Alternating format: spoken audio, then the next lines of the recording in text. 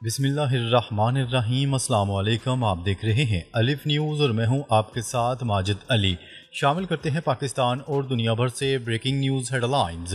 بھارت میں civil defence blackout drill, جنگی ماحول کی تیاری۔ بھارت میں ایک بار پھر national civil defence mock drill شروع ہونے جا رہی ہے، جس میں سائرن بجائے جائیں گے، بلیک آؤٹ کیا جائے گا اور ماس ایویکیوشن کی مشق کی جائے گی۔ نیوز رپورٹ کے مطابق یہ وہی ماڈل ہے جو اسرائیل کے جنگی سائرن سسٹم سے لیا گیا ہے۔ بھارتی آرمی چیف پہلے ہی کہہ چکے ہیں کہ آئندہ جنگ میں عوام بھی فوج کے ساتھ لڑے گی۔ پچھلی بار ایسی ہی مشق کے دوران پاکستان پر حملہ ہوا تھا۔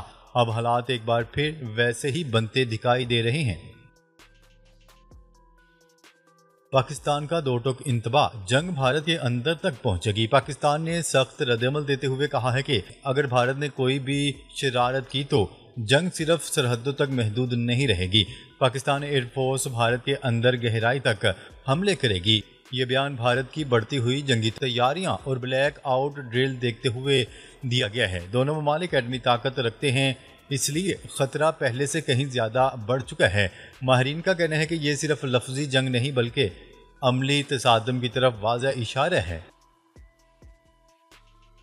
روس امریکہ ڈیل کے بعد بھی بھارت کا حملے کا منصوبہ برقرار۔ ڈونلڈ ٹرمپ اور پیوٹن کی ممکنہ ملاقات میں روس امریکہ معاملہ طے ہونے کا امکان ہے، لیکن دفاعی ماہرین کا کہنا ہے کہ چاہے ڈیل ہو یا نہ ہو، بھارت نے پاکستان پر حملہ ہر حال میں کرنا ہے۔ ڈیل ہونے کی صورت میں حملے کی شدت زیادہ ہوگی، نہ ہونے پر بھی کارروائی جاری رہے گی۔ بھارت برہموس میزائل اور جدید ڈرونز پر انحصار کرنے کی منصوبہ بندی کر رہا ہے۔ ڈونلڈ ٹرمپ نے بھی یوکرین روس جنگ کے حوالے سے سخت موقف اختیار کیے ہیں، جو خطے پر اثر ڈال سکتے ہیں۔ بھارتی میزائل اور ڈرونز کا ہدف پاکستان کے اہم اسٹریٹجک پوائنٹس۔ بھارت نے اس بار اپنی عسکری حکمت عملی میں ڈرونز اور برہموس میزائلوں کو مرکزی ہتھیار بنایا ہے۔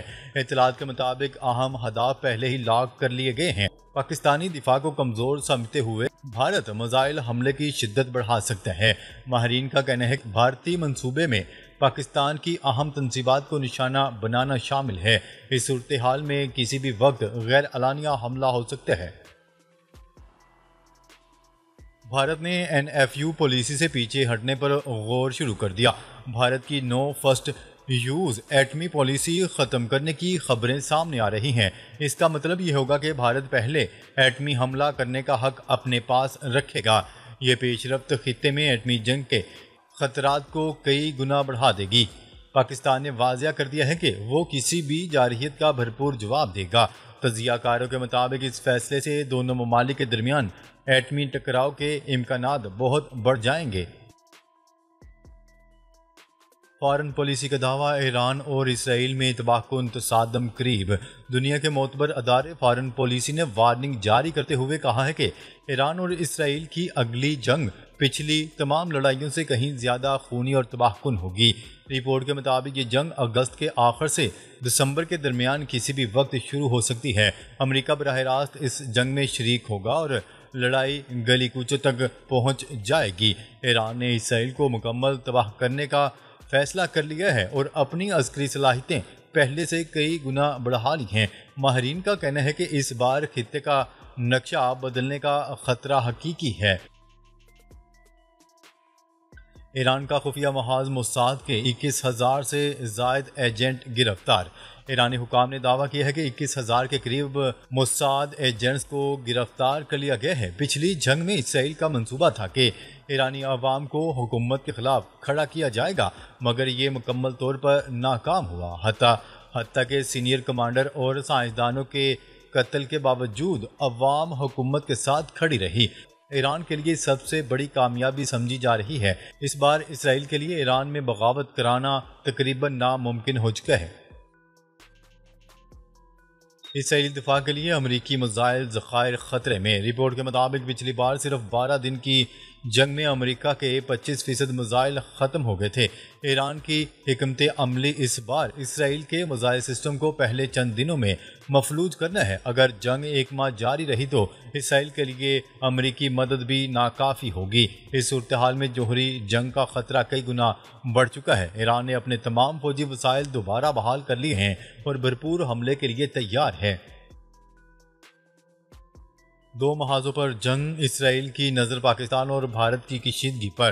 تجزیہ کاروں کا کہنا ہے کہ اسرائیل چاہتا ہے کہ پاکستان اور بھارت کی جنگ شروع ہو تاکہ ایران کے خلاف کارروائی آسان ہو۔ بھارت اس وقت بحری فوجی مشقوں اور میزائل تیاریوں میں مصروف ہے۔ ایران، اسرائیل اور پاک بھارت جنگ بیک وقت شروع ہونے کا امکان بڑھ چکا ہے۔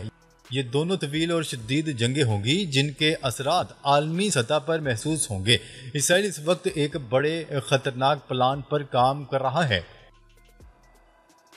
ایران کا اعلان، امریکی اڈے بھی نشانے پر ہوں گے۔ ایران نے واضح کر دیا ہے کہ اگر اس پر حملہ کیا گیا تو خطے میں موجود ہر امریکی فوجی اڈے کو نشانہ بنایا جائے گا۔ اس میں قطر سمیت وہ تمام ممالک شامل ہیں جہاں امریکی تنصیبات موجود ہیں۔ ایران نے اسرائیل کو خبردار کیا ہے کہ پہلے 18 گھنٹوں میں بڑے اسٹریٹجک اہداف تباہ کر دیے جائیں گے۔ اگر اسرائیل ابتدائی مراحل میں کمزور ہوا تو غزہ جیسی صورتحال اس کے لیے ناگزیر ہوگی۔ ماہرین کے مطابق آنے والے مہینے مشرق وسطیٰ کے لیے فیصلہ کن اور خطرناک ثابت ہوں گے۔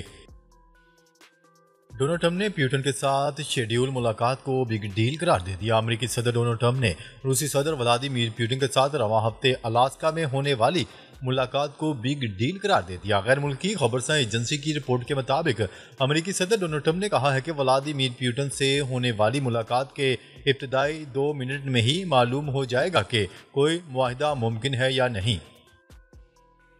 پیوٹن نے مسلح افواج کے یونیفارم سے متعلق اہم حکم نامہ جاری کر دیا۔ نیوز رپورٹ کے مطابق پیوٹن نے ایک حکم نامے پر دستخط کر دیے جس کے تحت 1 جنوری 2026 سے ملک کی مسلح افواج کے لیے غیر ملکی تیار کردہ یونیفارم اور متعلقہ سامان کی خریداری پر پابندی عائد کر دی گئی ہے۔ حکم نامے میں کہا گیا ہے کہ 1 جنوری 2026 سے روسی مسلح افواج کے تمام یونیفارم اور دیگر ملبوسات صرف ان روسی کمپنیوں سے حاصل کیے جائیں گے جن کی پیداواری تنصیبات روس کے اندر واقع ہے۔ اسرائیلی وزیر دفاع اور آرمی چیف میں جھگڑا۔ قطری نشریاتی ادارے الجزیرہ کی رپورٹ کے مطابق اسرائیلی وزیر دفاع نے آرمی چیف لیفٹیننٹ جنرل ایال زمیر پر الزام عائد کرتے ہوئے کہا ہے کہ وہ کوارڈینیشن اور منظوری کے بغیر خود سے ہی فوج پر تقرریاں کر رہے ہیں۔ ٹائمز آف اسرائیل کے مطابق یہ ملک کی سیاسی اور فوجی قیادت کے مابین جھگڑے کی تازہ ترین علامت ہے۔ سعودی ولی عہد کی کوششوں سے متعدد ممالک نے فلسطین کو تسلیم کرنے کا وعدہ کیا۔ محمود عباس۔ سعودی میڈیا کی رپورٹ کے مطابق محمود عباس اور محمد بن سلمان نے فلسطینی قائد فلسطینیوں کو درپیش حالیہ صورتحال اور چیلنجز پر بات چیت کی۔ دونوں رہنماؤں کے درمیان غزہ کی پٹی کی صورتحال، اس کے سیکیورٹی اور انسانی اثرات پر بھی بات چیت ہوئی، جبکہ اس دوران سعودی ولی عہد نے فلسطینی عوام کے خلاف کیے جانے والے جرائم کی مذمت کا اعادہ کیا۔ اسرائیل کی غزہ میں تباہی پر بھارتی حکومت کی خاموشی شرمناک ہے۔ پریانکا گاندھی کی شدید تنقید۔ بھارت کی اپوزیشن جماعت انڈین نیشنل کانگریس کی جنرل سیکرٹری پریانکا گاندھی بھی غزہ میں اسرائیلی مظالم پر خاموش نہ رہ سکیں۔ Social media platform X پر جاری بیان میں پریانکا گاندھی نے کہا کہ اسرائیل 60,000 سے زیادہ افراد کا قتل کر چکا ہے، جس میں 18,430 بچے بھی شامل ہیں۔ انہوں نے کہا کہ اسرائیلی پابندیوں کی وجہ سے سینکڑوں بچوں سمیت کئی افراد غذائی قلت سے مر رہے ہیں۔ واشنگٹن میں ڈونلڈ ٹرمپ کا غیر معمولی اقدام، نیشنل گارڈ تعینات پولیس کا کنٹرول سنبھال لیا۔ امریکی صدر ڈونلڈ ٹرمپ نے واشنگٹن ڈی سی میں 800 نیشنل گارڈ اہلکار تعینات کرتے ہوئے شہر کے میٹروپولیٹن پولیس کا کنٹرول براہ راست وفاقی حکومت کے تحت کر لیا۔ یہ اقدام مقامی منتخب قیادت کو نظر انداز کرتے ہوئے کیا گیا، جسے امریکی سیاست میں غیر معمولی اور متنازع قدم قرار دیا جا رہا ہے۔ قطر کی غزہ میں صحافیوں کو جان بوجھ کر نشانہ بنانے کی مذمت۔ قطر نے اسرائیل کی جانب سے غزہ میں جان بوجھ کر صحافیوں کو نشانہ بنانے کی مذمت کی ہے۔ قطری وزیر اعظم نے صحافیوں کو جان بوجھ کر نشانہ بنانے کی مذمت کرتے ہوئے کہا ہے کہ غزہ میں خلیجی چینل کے نیٹ ورک کے صحافی کا قتل تصور سے بالا تر ہے۔ دوسری جانب رپورٹر ود آؤٹ بارڈرز نے بھی خلیجی چینل کے صحافی انصل شریف کی اسرائیل کے ہاتھوں قتل کی مذمت کی۔ عراق میں بڑا بلیک آؤٹ، بجلی کا نظام درہم برہم۔